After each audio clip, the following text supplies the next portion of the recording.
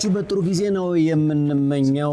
ሰይፉ በኢቢኤስ ወደ እንግዳችን እናልፋለን። ባሳለፈው ሳምንት በጣም ብዙዎች ሲያንሸራሽሩት የነበረ አንድ ፎቶ ነበር። በሱ ጉዳይ ላይ ሰይፉ ለምን ታላቁን ደራሲ ጋሽ ሀብታሙን እንግዳ አታደርገውም አላችሁኝ። ምን ተፈጥሮ ነው እንዲነግረኝ እዚህ ጋብዣዋለሁ። ሞቅ አድርጋችሁ እስኪ ጋሽ ሀብታሙ ወደ መድረኩ።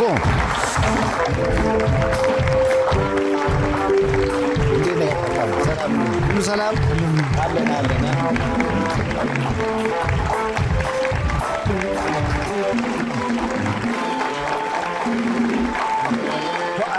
ቺርስ ይባላል ጋሽ ሀብታሙ።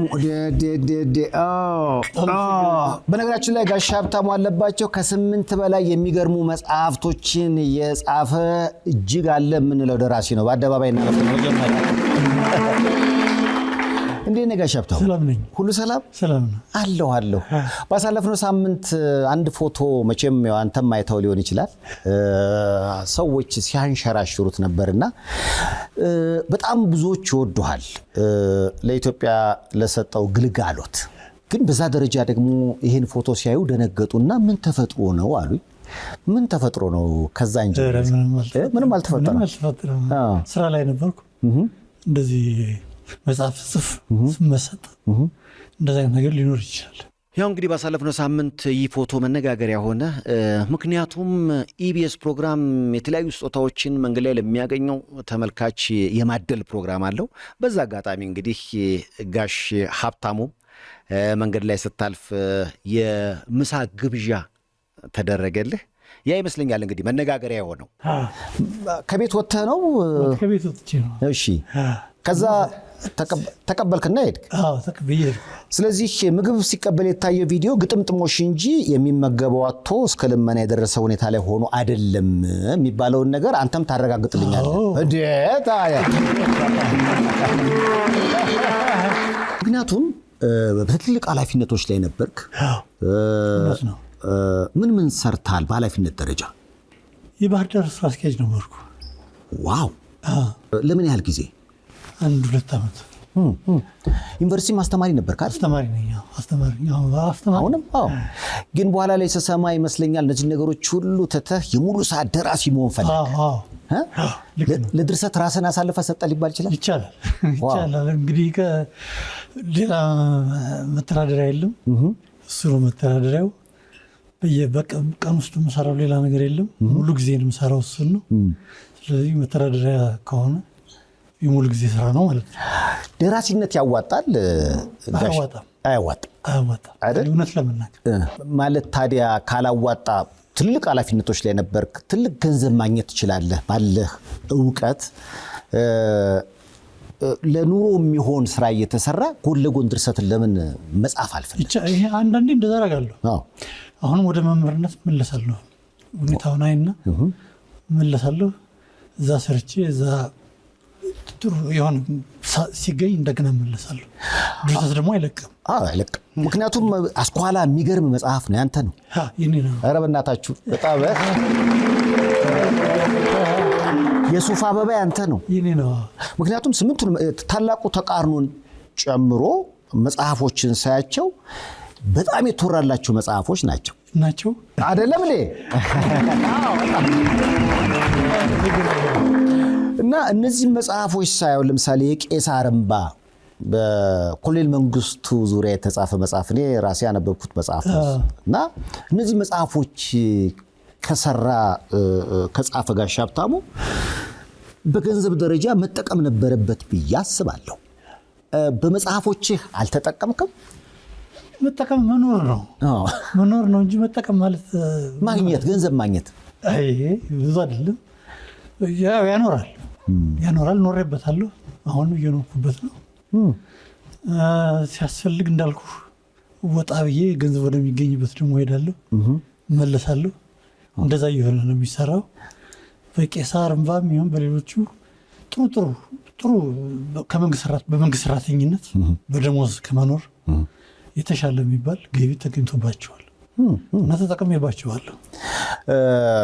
ደራሲነትን አሁን ለሰዎች አንዳንዴ ለምሳሌ ድሮ አውቃለሁ በነጋሽ በዓሉ ጊዜ ዝንጥ ያሉ ደራሲያን በቃ ኑሯቸው የተመቸ የነ አዲስ አለማየሁ ህይወት በቃ ትንሽ ከፍ ያለ ነበር። አሁን ሳይ ግን ድርሰት ያጎሳቁላል፣ ደራሲ መሆን ያጎሳቁላል የሚሉ ሰዎች አሉ። እንደ በፊቱ የምቾት ህይወት ለመኖር አያስችልም፣ ምክንያቱም በተለፋው ልክ አይገኝበትም የሚሉ አሉ። ትስማማለህ አንተ? እስማማለሁ። ግን አሁን እኔን እንዴት አገኘኸኝ? በጣም አሪፍ ነህ። አሪፍ አይደለም የጋሻታ ያው ይኖርበታል እንደተባለው ባንክ ላይ የሚቀመጥ ገንዘብ ላይኖር ይችላል። የህሊና እርካታ ግን አለ። ትልቁ ድል እሱ ነው። በጣም ጥሩ ድል እሱ ነው። እና ነፃነትም ነው። መጽሐፍ ነፃነት ነው። እሱን ተጠቅሜ ነው እና ገንዘብ ባናተኩርበት ነው የሚሻለው ይመስለኛል። ከቁስ ጋር ነው የሚገናኘው። ከቁስ ጋር ነው የሚገናኘው። ባናተኩርበት ይሻል ነው። ስሰማ እንግዲህ ኃላፊነት ስራዎቹን የአስተማሪነቱን ጥሩ ገንዘብ የሚያስገኘውን ነገር ትተህ የሙሉ ሰዓት ደራሲ መሆንን ወሰንክና አዲስ አበባ ነው ያለው። አብሮ የሚኖር ሰው አለ አሁን ጋሻታው? የለም፣ ለጊዜው የለም። እና ለድርሰት ስትል አሁን ራስን አሳልፈ ሰጥተሃል። እስከ መቼ? እስከሚቀጥለው ዓመት ልበል እስከ ፈቀደ ድረስ ያው እስከ ፈቀደ ራሱ ይገፋፋል። ኑሮ ክርክር ነው የምትጽፈው ነገር፣ ክርክር ነው፣ ሙግት ነው፣ ህይወትን ነው የምትጽፈው። እሱ ይመራሃል። እንደዚህ ብታስበስ ይልሃል እና ያን ያስባለሁ። ደግሞ ከልጅ መምረጥ በጣም ይከብዳል። አሁን የትኛውን ልጅን ትወዳለህ በተለኝ እኔ እውነት ነው። አንተ ግን ከስምንቶቹ ከሚገርሙት መጽሐፎች በጣም የተለየ ቦታ ላይ የምታስቀምጠው የትኛውን ነው? የትኛውንም አይደለም፣ ሁሉንም ወዳቸዋለሁ። እኩል ልትወዳቸው ትችላለህ? ወዳቸዋለሁ። መለየት ነው ችግሩ። ይሄኛውን የበለጠ ወደዋለሁ ማለት እንዳልከው ይሄኛውን ልጄን የበለጠ ወደዋለሁ ማለት ከባድ ነው አይደል? ለኔም እንደዛ ነው። አስቸጋሪ ነው በጣም። ይህ ፎቶ ከወጣ በኋላ ብዙዎች ጫፍና ጫፍ ሆኖ ሲከራከሩ አየውና አንዳንዶች ለምን እንዲህ ይደረጋል ይላሉ። አንዳንዶች ደግሞ እንደውም እኮ ስለ ጋሽ ሀብታሙ እንድናቅ አድርጎናል የሚሉ አሉ። ያንተ ምላሽ ምንድነው ጋሽ ሀብታሙ? እኔ ደስ ይለኛል። ጸጉር እኮ ነው። ጸጉር አሁን ተቀይረሃል እኮ በጣም እዚህ ጋር ጸጉር ያድጎ ነው እና ስራዬን ሲጨርስ ይነሳል። ምንም የሚያገናኘው ነገር ከኑሮዬ ጋር ከገቢዬ ጋር የሚያገናኘው ነገር የለም። ጋዜጠኞቹን ግን እወዳቸዋለሁ። አመሰግናለሁ። በጣም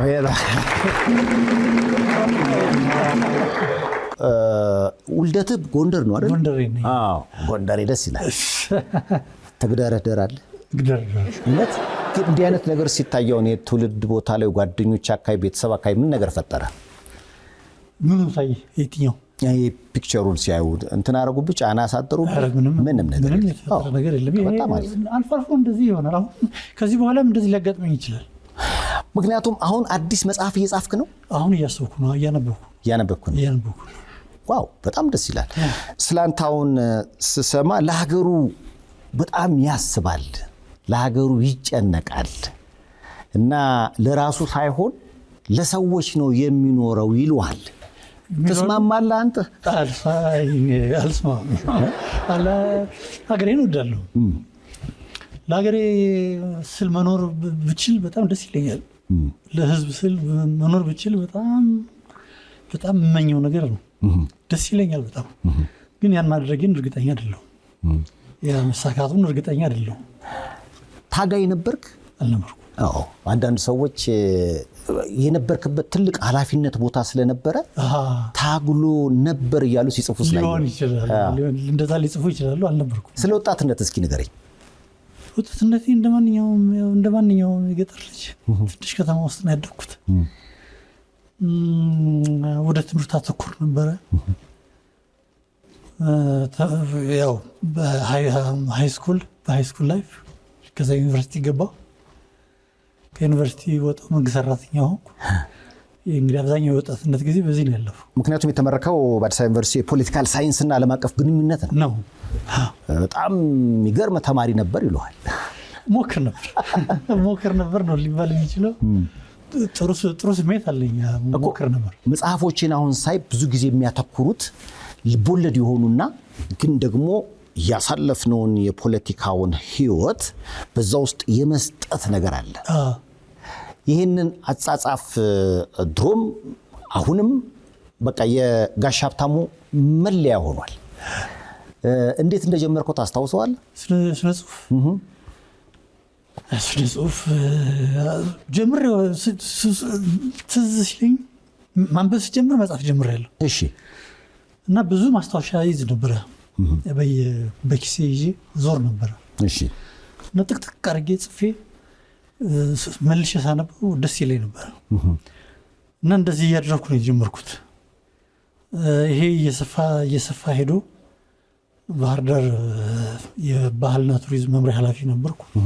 እዛ ቦታዎችን ሳይ ከሰው ጋር ስተዋወቅ የመጽሐፍ ግፊት መጣ። እሺ።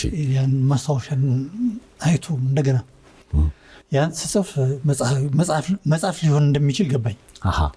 እና የመጀመሪያ ብዙ ያልታተሙ ስራዎች አሉ አሁን ገና የሚታተሙ እነሱን ጻፍኩኝ። እነሱን ጻፍኩ። ከዛ መቀሌ ዩኒቨርሲቲ አስተማሪ ሆኜ ሲሄድ ከነዛ ውስጥ አንዱ ታተመ። ከዛ በኋላ በተከታታይ መታተም ጀመሩ። ዋው! መቼም 8 መጽሐፎች እኩል አንባቢዎችህን ያስደስታሉ ብዬ አላስብም፣ ወይ ደግሞ ይደነቃሉ ብዬ አላስብም። በተለየ ይሄኛው መጽሐፌ አነጋጋሪ ነበር። ከበርካታ አንባቢያንም አስተያየትና አድናቆትን ቸሮኛል የምትለው የትኛው ነው? የሱፍ አበባ የአፓና የደርግ በጣም አስቸጋሪ የነበረው ጊዜ 69 70 እሱ ላይ ስለሚያተኩር የብዙ ሰዎችን ህይወት ስለሚነካ በህይወት ያሉም የሌሉ ሰዎች እዛ ላይ ስለሚጠቀሱ የነሱ ቤተሰቦች፣ የነሱ ጓደኞች፣ የነሱ አድናቂዎች እነሱ ጽፈውበታል፣ አስተያየት ሰጥተውበታል። ፊልምም እንዲሰራበት ተስማምቼ ፊልም እየተሰራበት ነው። ዋው! ፊልም እየተሰራ ነው? እየተሰራ ነው። ዋው! የሱፍ አበባን ጠብቁ እያለ ነው እንዴ? ጋሽ ሀብታሙ ዋው! ደስ ይላል በጣም። እሱ እንደውም ስመኝ ነበር። አሁን ለምሳሌ በውጭ ሀገር ደራሲያን ሀብታም የሚሆኑት አንድም መጽሐፎቻቸው ፊልም ይሰሩላቸዋል። ኢትዮጵያ ውስጥ ግን የመጽሐፍ ታሪክን ወደ ሲኒማ የመቀየር ባህል ብዙ የለንም። ልክ ነው። እንደዛ ቢሆን የደራሲያንም ህይወት ይሻሻላል፣ መጽሐፉም በጣም ተደራሽ ሊሆን ይችላል። ልክ ነው። እና የሱፍ አበባን እንጠብቀው ከዚህ አንጻር ሊጠበቅ ይችላል ብዬ አስባለሁ። ዋው! ያው እንግዲህ ጋሽ ሀብታሙ አለባቸው እንግዳ ካልሆነ አሉ። ምክንያቱም መጽሐፎችን በጣም ብዙዎች ይወዳሉ፣ ምን እንደተፈጠረ ባውቅ ይፈልጋሉ። አሁን በእርግጠኝነት በጣም ይረጋጋሉ ብዬ የማስባለሁ። የሶሻል ሚዲያ ዘመን ነው እና እኔ ራሴ ስላየው እንደዚህ እንዴት ደስ እንዳለኝ። አዎ ጋሽ ሀብታሙ ያው እንግዲህ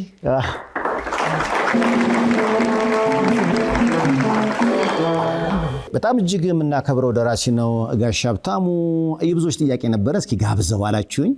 እሱም ብቻ ሳይሆን እስኪ ልብ ወዳጁንም ተስፋን ወደዚህ ጋበዝ ላድርገውና ትንሽ ነገር ደግሞ እናውራ። ሞቅ አድርጋችሁ ወደዚህ ጋብዝ። ተስፋ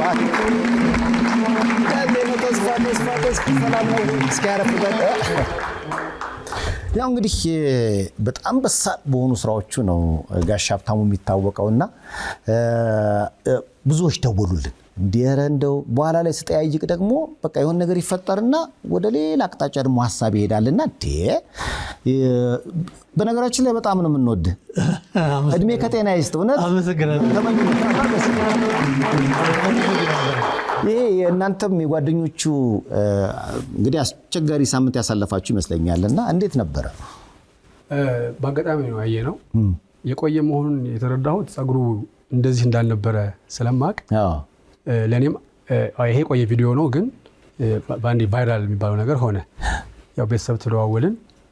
ወዲያውን ቅርብ ስለምንኖር አገኘሁት። ያለፉት 4 ዓመታት አብረን ነበርን ማለት ይቻላል። ምንድነው ሙሉ ቀን የሙሉ ጊዜ ደራሲ ነው። ይጽፋል፣ ሌሊትም ጠዋትም። አንዳንዴ እንደውም እንቅልፍ ሲመጣው በእንቅልፍ አልደራደርም ይተኛል። ግን ጠዋት ላይ ቁርስ ማቅረብ፣ ምግብ፣ ልብሱን ማስተካከል የሚባል ነገር ያው አጠገቡ ሰው የለም። ለ3 ዓመታት እኛ ገስት ሃውስ ነበረን። ገስት ሃውስ ውስጥ እንደ ነፃ በሚባል መልኩ ትንሽ ክፍል ስለነበረች ገስት ሃውሱ የሚሰጠውን አገልግሎት እያገኘ ጥሩ ጊዜ ነበረው። በመካከል ላይ ሕክምናዎችን ይከታተላል። ግን ገስታውሱን ላለፉት 1 ዓመት ስላቆምን የግድ ቤት መከራየት ነበረብን። ብቻው መኖር ጀመረ ማለት ነው። ዴይሊ ክትትል የቀኑ ክትትል ሊያገኝ አልቻለም። ከዛን ጊዜ ጀምሮ ያው የግል ስላም ስላለን ህይወትም ስላለን በየቀኑ ሄደ ማየት ይከብዳል። በዛ ጊዜ ነው እንግዲህ ስራ ሲሰራ ስራዬ ብሎ ጸጉሩና ተቆረጥ እንደዚሁን የሚለው ስለሌለ በዚህ ጊዜ በአጋጣሚ እንግዲህ መልካምነት ስለሚከፍል ኢቢኤስ ያደረገው የመልካምነት ስራ መንገድ ላይ ይሄ ቪዲዮ ተለቀቀ ማለት ነው። ስለዚህ የሚያውቁት ሰዎች ደግሞ ውስን ናቸው። በነገራችን ላይ ብዙ ሰው አያውቀው፣ ራሱን ማሳወቅ የሚፈልግ ሰው አይደለም። ስለዚህ አንዳንድ ጸሐፊዎች ስለሚያውቁት የተረዱበት መንገድ ላይ ቆሞ በዚህ ልመና ላይ ወይም እያለ አይነት ነው የተሳለውና ያ እንዳልሆነ ኢቢኤስም በዛው መልእክት አስተላልፏል። ለማንም የሚሰጥ ጾታ እንደሆነ ነው የተነገረን። በዛ ልክ ግን ለበጎም ሆነ ሀብታሙ ያለበት ሁኔታና ማን እንደሆነ እንዲታወቅና እንግዲህ በአንተም ሾው ቀርቦ ለዚህ ንግግር ቀበቃን ማለት ነው። ለመገናኘት ምክንያት ሁሉም ነገር ለበጎ ነው። ለበጎ ነው አይደለ እንዴ? ጋሽ ሀብታሙ መጣ እንዴ ተገናኘን።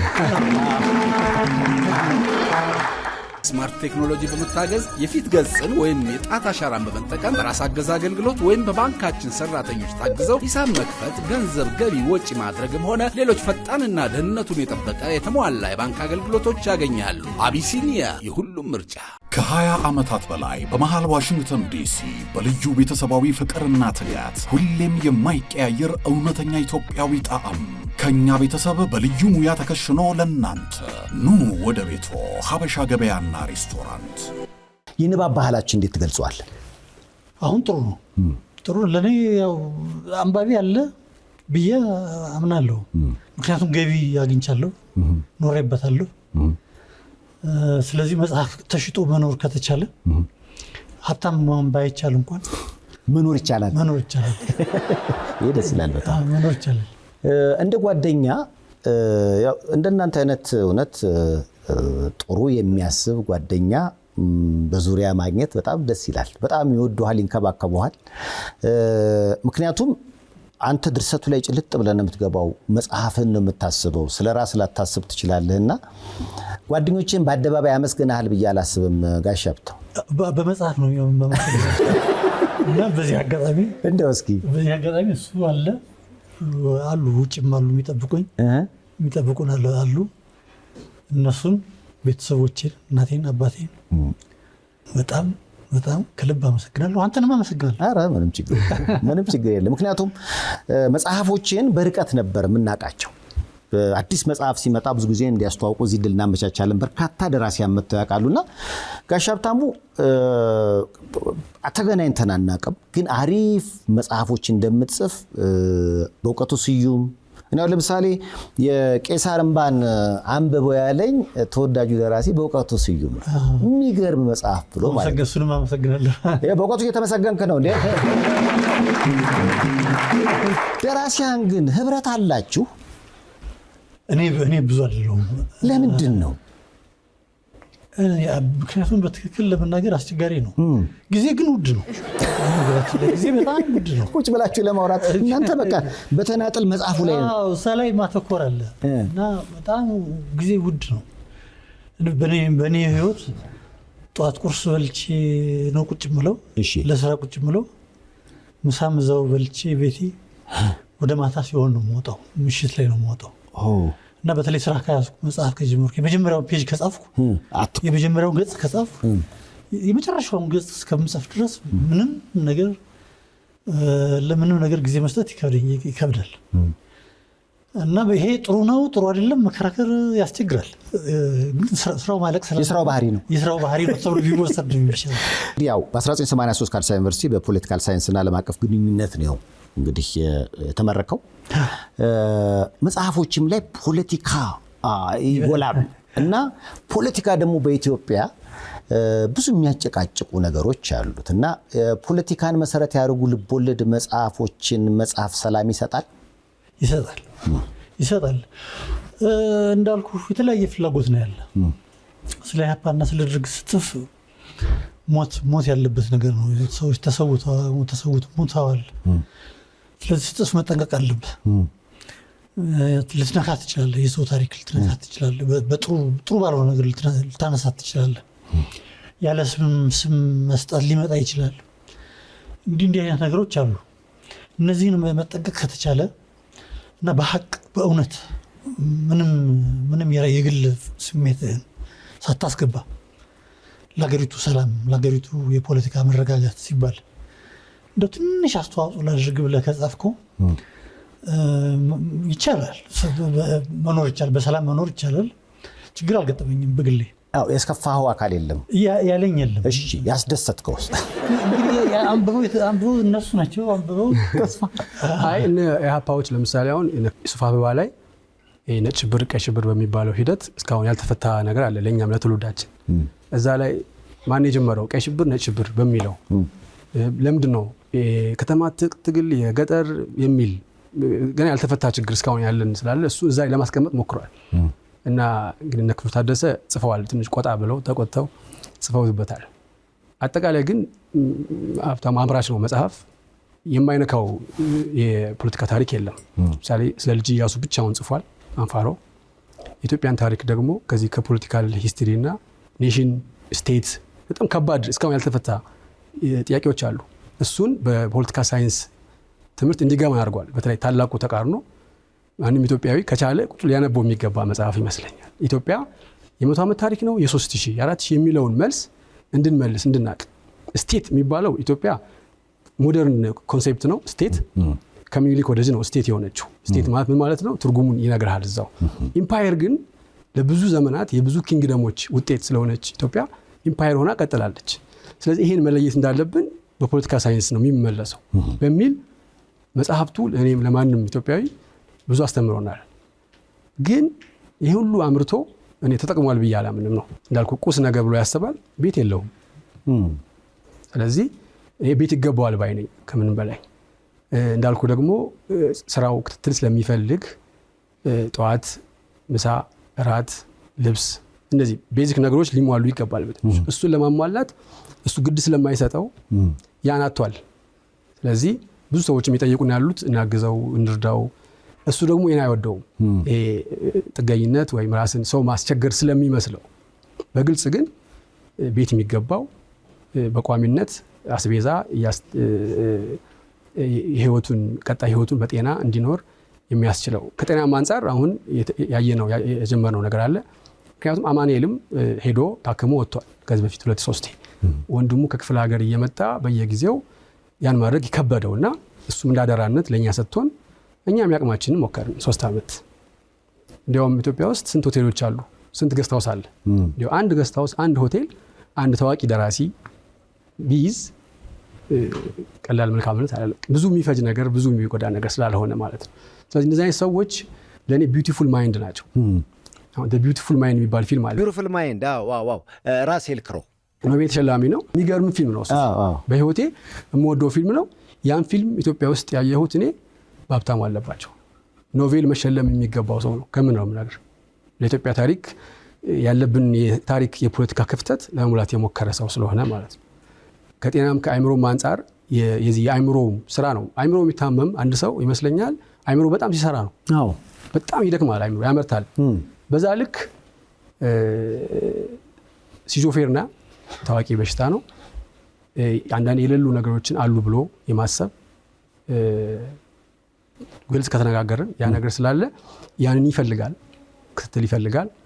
ያ ደግሞ ምቾት ያለው ህይወት፣ ጥሩ ህይወት የሚፈልግ ስራም ሁኔታ ነው ያለው ሀብታሙ እና ለእኔ ውድ ሀብት ነው ሀብታሙ ለኢትዮጵያ።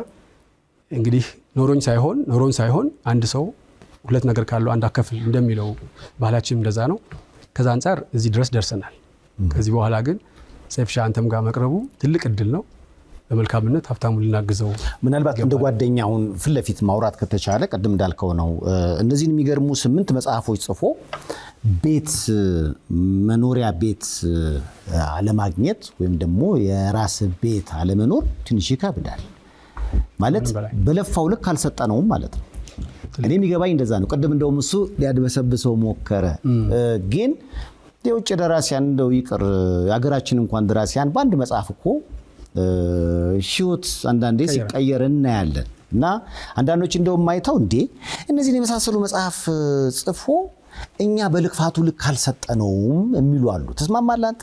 100% ኢትዮጵያ ውስጥ እኔም ጽሁፍ እሞክራለሁ በግሌ ስለማያዋጣኝ ነው ወደ ንግዱም ገብቼ መፍጨረጨረው። እንግዲህ 8 መጽሐፍ አይደለም አንድ መጽሐፍ ጽፈህ ማግኘት አለብህ ይመስለኛል። ምንድነው አሰራሩ ገና ብዙ ይፈልጋል። ማህበሩ እንዳልከው ደራሲ ማህበር አለ፣ ግን እሱም ሌላ ቢሮክራሲ ነው። ይጽፋሉ፣ የጻፈውን የሚያሳተሙ ሌላ አካል ነው ገንዘብ ያለው፣ ይሰራጫል። ያ መጽሐፍ ሄደህ ነው ኮሌክት የምታደርገው፣ አይደርስም። በጎን ኮፒ ፕሪንት ይደረጋል፣ በፒዲኤፍ ይለቀቃል። እሱ ይጠብቃል ገንዘብ፣ ያ ገንዘብ ግን የለም። እንግዲህ አውሮራንና ይመስለኛል ቄሳር እንባን ትንሽ አግኝቶበታል፣ የሆነ ነገሮች ለኑሮ ሆኖታል። ከዛ በኋላ ግን በዚህ ልክ መጽሐፍቶቹ አልጠቀሙትም እውነት ለመናገር። ስለዚህ ይሄንም በአጠቃላይ ደራሲያን የሚነገር ነገር ነው። ለሀገር የለፉ ሰዎችን ማስታወስ ላይ ደከም እንላለን። አንዳንዴ ግን ደግሞ ይሄን አስታውሰው ደግሞ የሚንቀሳቀሱ ሰዎች አሉ በሀገር ውስጥም በውጭም። እንግዲህ ጋሽ ሀብታሙ ቅድም እንደተባለው ነው፣ ፊት ለፊት እንነጋገር ከተባለ የጽሁፍ ስራ የአእምሮ ሰላም ይፈልጋል። ያን የአእምሮ ሰላም እንድንሰጠው በትህትና ጠይቃለሁ። እውነት እነዚህ ነገሮች ሰላም ይሰጣሉ። ከዛ በኋላ እርግፍ አድርገህ አሁን አየህ ስለ ሌሎች ነገሮች ማሰብ ካልቻልክ በተረጋጋ መንፈስ የጽሁፍ ስራ ትሰራለህ። ግን ቅድም እንደተባለው ነው ብዙ የጭንቀት መንገዶች ከተዘጉ ወይም ደግሞ የሚያሳስቡን ነገሮች ላይ ስራ ከተሰራ ከጋሽ ሀብታሙ ማግኘት ያለብንን እውቀት ማግኘት እንችላለን። ገና ብዙ በተለይ አስኳላ ኢትዮጵያ ደግሞ ተጀምሯል።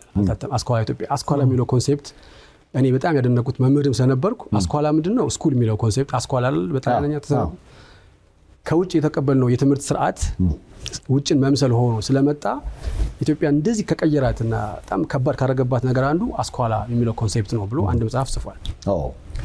ቀጣዩ ስራዎች ወደ ፖሊሲ የሚሆኑ ካሪኩለም መሆን የሚችሉ ለማህበረሰባችን የሚጠቅሙ ስለሆኑ አሁንም ይሄን ውድ ጭንቅላት ውድ ሀብት እንድንጠቀምበት የሁላችንን ርብርብ የሚጠይቅ ነው። ሰብሻ ጋሽ ሀብታሙ እንጠቀምበት። ብዙ ልጆችን አፍርተሃል አስተማሪ እያለ። እንዴት ነው እነሱስ ትገናኛላችሁ? ወይም ደግሞ አንዳንዴ የአስተማሪና የተማሪ ግንኙነት እኮ ወደ ቤተሰብ ያድጋል። እንዲህ አይነት አሉ ጥሩ አሉ ደስ የሚል ነው። እኔ ብቻ ሳልሆን ማንኛውም አስተማሪ ያው እንደ ተማሪዎቹ እንደ ልጆቹ ነው የሚያየው። የኔም ህይወት እንደዛ ነው። ግን በዚህ በድርሰት ስራው ምክንያት እንደ ልብ ማግኘት አስቸጋሪ ነው እና ይዣለሁ እቅድ ይዣለሁ ተማሪዎችን ማግኘት፣ ከነሱ ጋር የመኖር ከነሱ ጋር የመነጋገር ሀሳብ አለኝ፣ ይኖረኛል። ደስተኛ ነኝ በዚህ በኩል። የብቸኝነት ህይወት ያጠቃዋል ይሉሃል። ብቸኝነት ያስደስትሃል ጋሽ ሀብታሙ? አስደስተኝ። ሰው ያስፈልጋል። ምንድነው ብቸኝነት ጌጥ አይደለም፣ ጥሩ ነገር አይደለም፣ አይኮራበትም። ሰው ያስፈልጋል። አልፎ አልፎ እንገናኛለን። ከሌላውም ሰው ከህዝብ ጋር እኖራለሁ። የምኖረው ከህዝብ ጋር ነው። ደስ ይለኛል፣ እኖራለሁ አብሬ።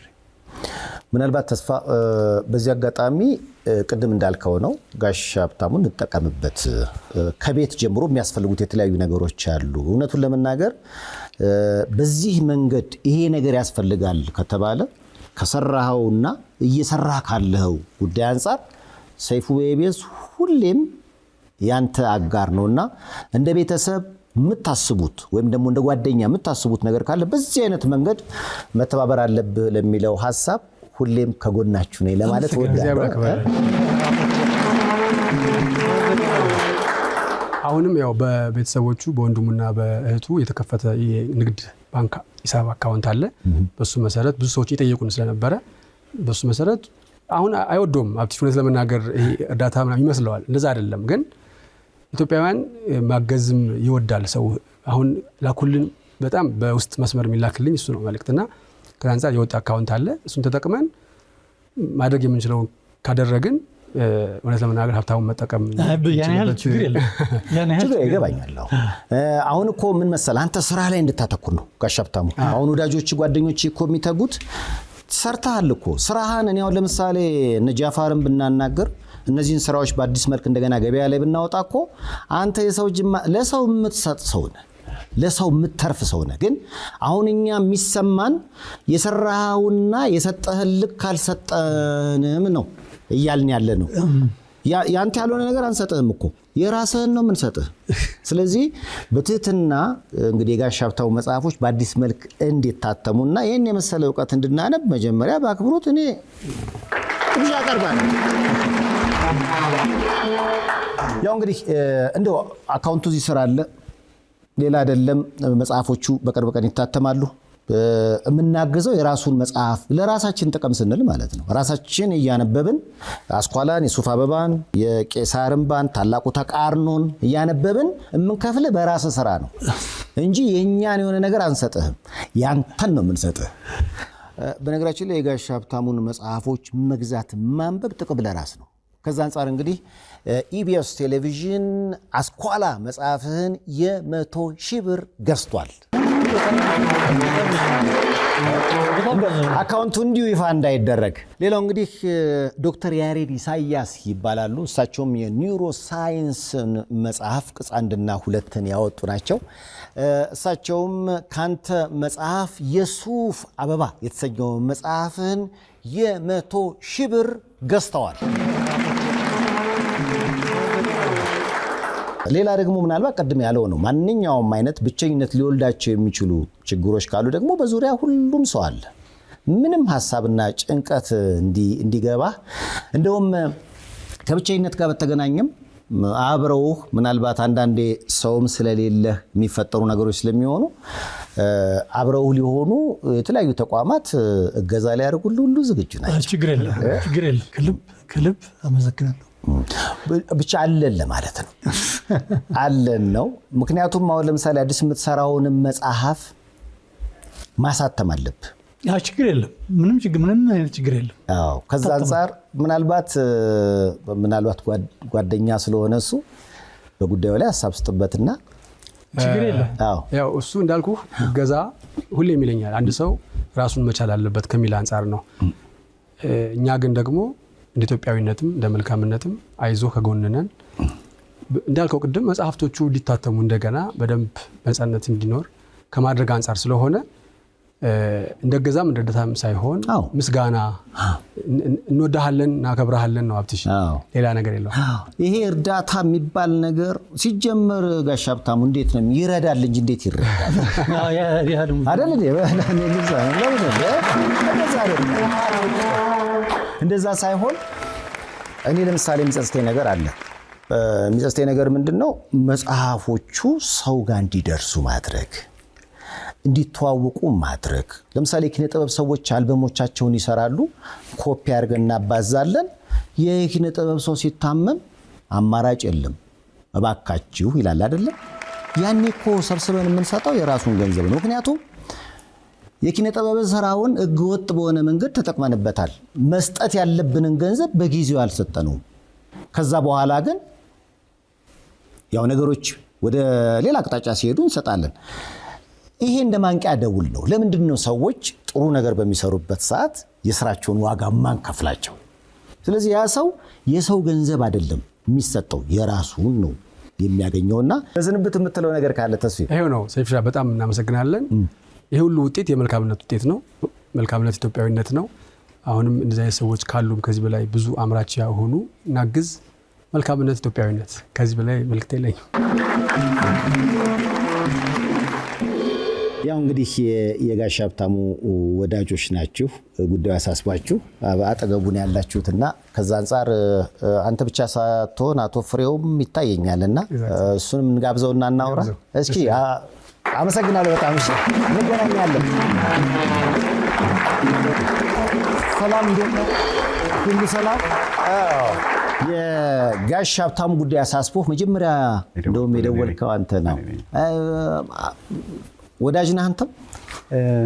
እንዴት መሰል የሆነው ፌስቡክ ሳይ ያንን ቀደም ስትለው የነበረው ምስል አየሁትና በጣም ደነገጥኩ። መጽሐፎቹን ወዳቸዋለሁ። እንደ አጋጣሚ ደግሞ የታላቅ ወንድሜ የቅርብ ጓደኛ ነው። ከባህር ዳር ጀምሮ አብረው ሰርተዋል። ዩኒቨርሲቲ ሲያስተምርም ያኛውም ዩኒቨርሲቲ አስተማሪ ስለሆነ ታላቅ ወንድም ከዛ ጀምሮ የነበሩ ናቸው። ልክ ሳየው ደንግጬ እሱ ጋር ደወልኩና ወደ ቢሮ ገባሁ። ጊዜ የአእምሮ ሕክምና ማዕከል ማለት ነው። እዛ ነው የምሰራው። አንዱ ባለቤት እኔ ነኝ። እዛ ደግሞ ጋሽ ሀብታሙን ከዚህ በፊት አማኑኤል ሲያክመው የነበረ ሐኪም እኛ ጋር ይሰራል። እንዲህ ነው እኮ ጋሽ ሀብታሙ እንደዚህ ላይ ወንድሙን መፈለግ ጀመርኩኝ። እሱን ወንድም ማታ ነው ትኬት ትልኬለት ነው የመጣው። ከዛ ምንም የማይደበቀው ነገር ስለ አእምሮ ሕክምና ስናስብና ማን በሚዲያ ያግዘናል ስንል አንተ ነህ፣ ሁሌ የምትመጣልኝ ሰው አንተ ነህ። ታንኪዩ እዚህ ላይ የምታደርግልን ነገሮች በሙሉ ማለት ነው። ከዛ መቀጠል ደወልኩኝ። ጠዋት እሱን ፈለግን አገኘ ነው ወደ አንተ መጣን ማለት ነው። ይሄ ነው። አሁን ጋሽ ሀብታሙ በጣም ጤንነቴ ጥሩ ነው፣ አዳዲስ ስራዎችን ጠብቁ እያለን ነው። በተለየ ደግሞ ቅድምም ስንል ነበረ እኛ የሰራኸውን ነው የምንሰጥህ እያልን ነው። ባንክ አካውንት ተከፍቷል። ለምንድን ነው በሱ ደረጃ ይህን ሁሉ የሚገርሙ ስራዎች ሰርቶ ቤት ራሱ የለውም? የሚመለከተው አካል ሊያስብበት ይገባል እየተባባልን ነበር። ፍሬው አንተስ ምንድን ነው የምትጨምረው? መጽሐፍ የሚጽፉ ሰዎች እንግዲህ ያው ጊዜ ካሁን በኋላ ከጤናው ጋር የተያያዘውን ነገር በሁሉም ዘመን ከሱ ጎን ቆመን ጤናውን በሚያስፈልገው ደረጃ እናክማለን፣ እናግዘዋለን። በሌላውም ዘርፍ እናግዘዋለን ሳይሆን እንከፍለዋለን፣ የሰጠንን እንመልስለታለን በሚለው እንትን እንወስደዋለን። ምንም ብናደርግ አደረግን የምንለው ነገር የለንም። ምንም ብናደርግ ማለት ነው ቀድሞ አድርጎልን ያደረገልን የመለስንለት። ብዙ የለፋ ሰው ነው። አንድ መጽሐፍ እንደ አጋጣሚ ዶክተር ዳዊትን ታስታውሳለህ? ሁለቱን መጽሐፎች አንተ ነው ያስተዋወቅካቸው። ዳዊት ደግሞ ወንድሜ ነው። አንድ መጽሐፍ ምን እንደሆነ በደንብ አውቃለሁ። አንድ መጽሐፍ ጀምሮ ለመጨረስ የሚፈጀውን ዓመት የሚመጣውን ስቃይ፣ ያን ሁሉ ስቃይ ተሰቃይቶ ተመልሶ ግን እኛንን ሪዋርድ ማድረግ ካልቻል እኛንን የጎደል ነው። እሱ መስጠት የሚገባውን ሰጥቶናል፣ እንመልስለታለን። እኛ ደግሞ መስጠት ያለብን እንስጠው ነው። ቃል እየገባ ነው። በጣም ደስ ያው እንግዲህ በሁሉም አቅጣጫ አለን አጠገብህ፣ ቤተሰቦችህ ነን። አንተ የማንንም ምንም ነገር የምትፈልግ ሰው አይደለህም። እኛ ግን ያንተን ብዙ ነገር እንፈልጋለን።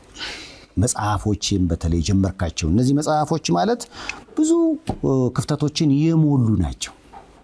ያኮራል። አንተ ማለት ተንቀሳቃሽ ቅርስ ነህ። አመሰግናለሁ። ስለዚህ አንተን መንከባከብ ግድ ይላልና ሁሉም በዙሪያ ያለው ሁሉ ስላንተ ግድ ይለዋል። እናስብልሃለን፣ እንወዳለን። ሀብትሽ ለማለት አመሰግናለሁ። የብዙዎች ጥያቄ ነበረ። በጣም ታላቁን ደራሲ ጋሽ ሀብታሙን ለምን አታወራውም አላችሁኝ። ያው ጋበዛርኩኝ። ጥሩ ጊዜ ቆይታ እንዳደረግን ተስፋ አደርጋለሁ። በሁሉም አቅጣጫ ሁሉም ሰው አጠገብነን ብሎታል።